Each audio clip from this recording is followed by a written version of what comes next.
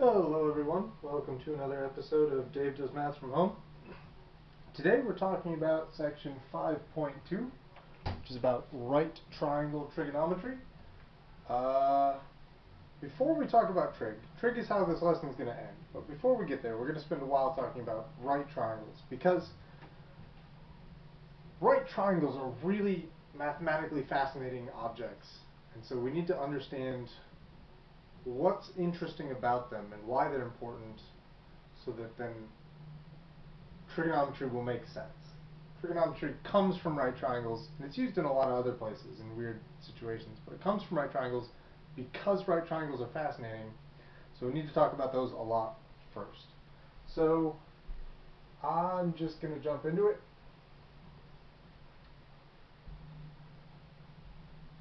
The really great thing about right triangles is, if I tell you that a right triangle has, for example, a 52-degree angle in it, we know that the 52-degree angle is given. We know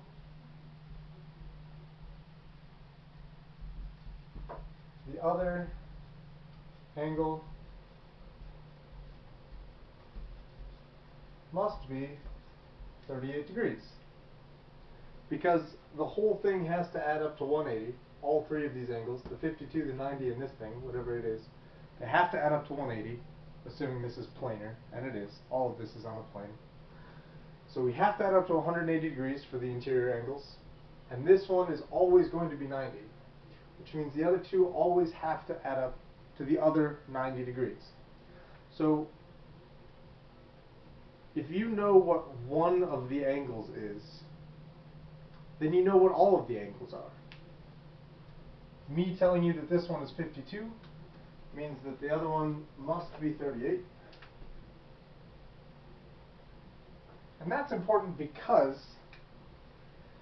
that means every single right triangle in existence with a 52-degree angle in it is similar to every other right triangle with a 52-degree angle.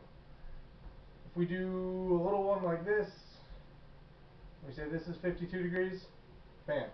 I know that this is 38. Now all three angles match and we have a similar triangle. If we do a big one over here that's sort of backwards, and I say that this is 52 degrees, bam.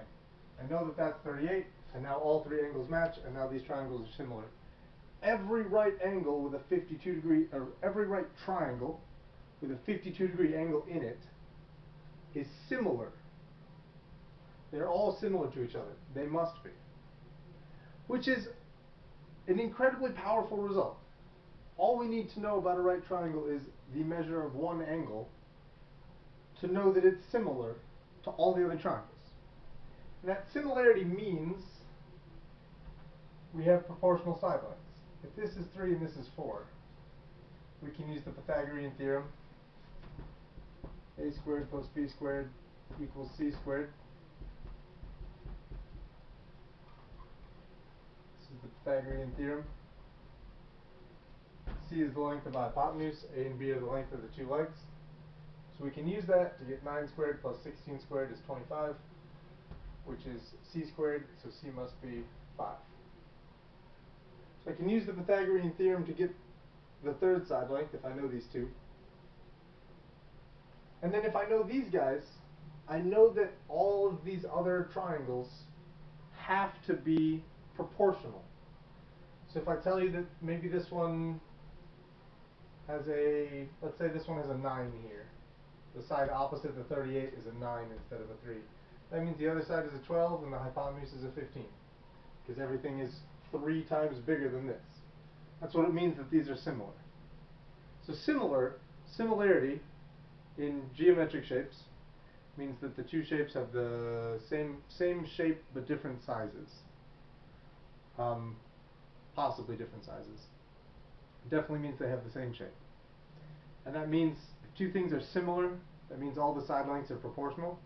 And that's a lot of information to just get for free based on a single angle measure. All I have to tell you about a triangle is that it has a 52-degree angle in it, And you know, guaranteed, it will be similar to these triangles, and that means the ratios of the side lengths are going to be proportional. That's a huge deal. Here's where trigonometry gets involved. Let's put some numbers on this one before we get trigonometry involved, actually. Let's say, I already know that's a 38-degree angle. So let's say this is, let's say this one's a 2. Means this one would be 3/2. So the opposite side opposite the 52 is a 2.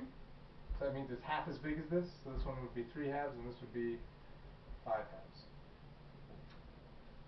So, based on this thing having a 52-degree angle, I know that it's proportional to all these other triangles because all three of the angles match. That means they're similar to each other. And if I know that this thing is a 2, I can connect that with this other angle, this other side length up here. Whatever relationship exists between these two, so the relationship is half as big, that same relationship must exist for these other pairs, which is how I got 3/2 and 5/2. The 2 I just made up, but these other two come from that. So, this is really powerful mathematics. This is being able to get a lot of information about these shapes, starting with very little. All I need to tell you is a triangle has a 52-degree angle in it and then one side length, and you already know all of the angles and all of the side lengths for that triangle. This is big. That's a ton of information. Here's where things are going to get really interesting. Let's say that I'm not interested in the proportional relationship from one triangle to another triangle. Let's say I want to look at the proportional relationships within one triangle. So let's look at this one. This side length here is the side length that is opposite the 52-degree angle. And I want to compare that to this one, which is the hypotenuse. Hypotenuse always means the side that is opposite the right angle. If I look at this ratio of side lengths, I get 4:5. That is the ratio there. If I look at that same ratio for this one, I would get 2 is the side opposite the 52-degree angle. 5/2 is the side, that's the hypotenuse. This is a complex fraction. That's the same as saying 2/1 multiplied by 2/5. Dividing by 5/2 is the same as multiplying by 2/5. So if I simplify this, I'll get 4/5.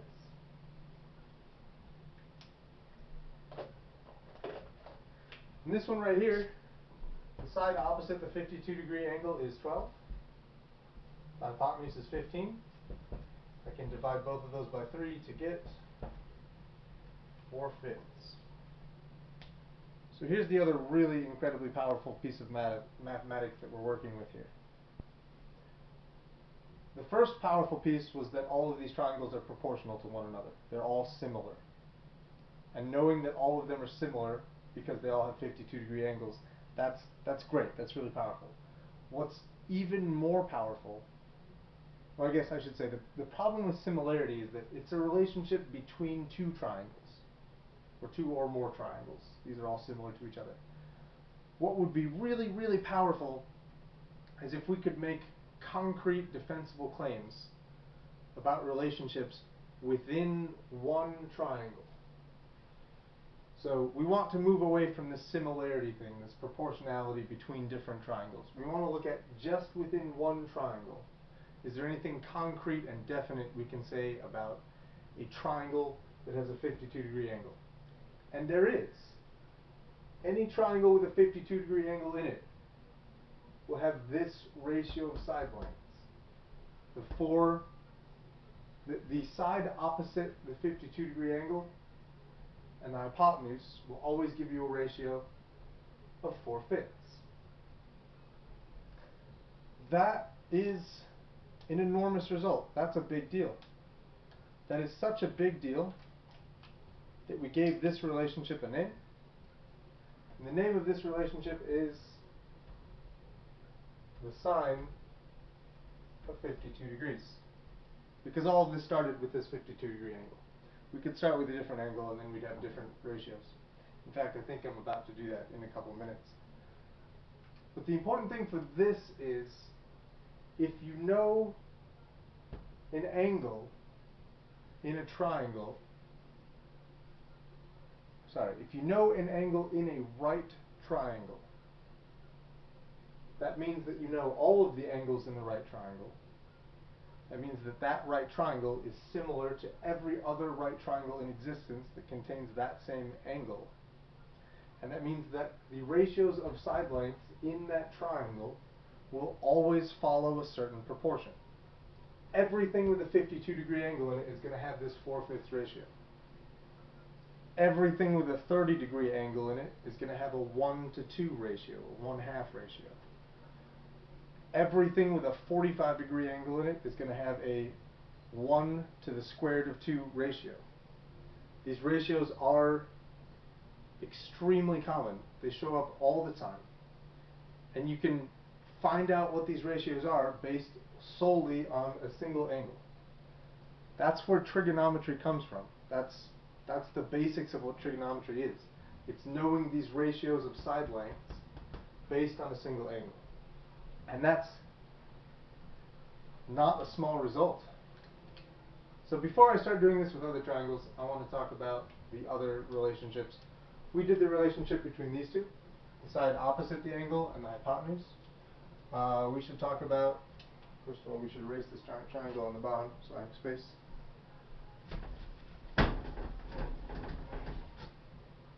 We should talk about the side adjacent to the 52 degree angle and the hypotenuse. That's called the cosine. And for our triangle, that ratio is always going to be 3:5. That's the cosine of 52 degrees. And the third really big one is the relationship between the side opposite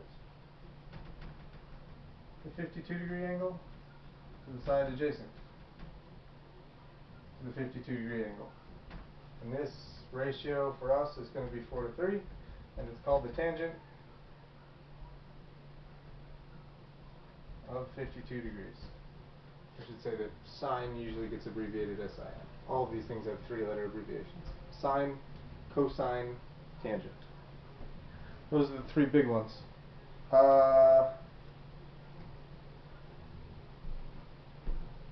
I'm just going to finish this in one video, I think. I'm going to do one more quick example, and then we're going to talk about the other 3 trig functions.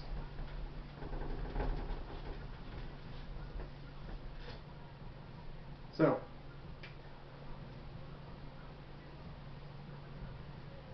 here's a right triangle with a 30 degree angle in it.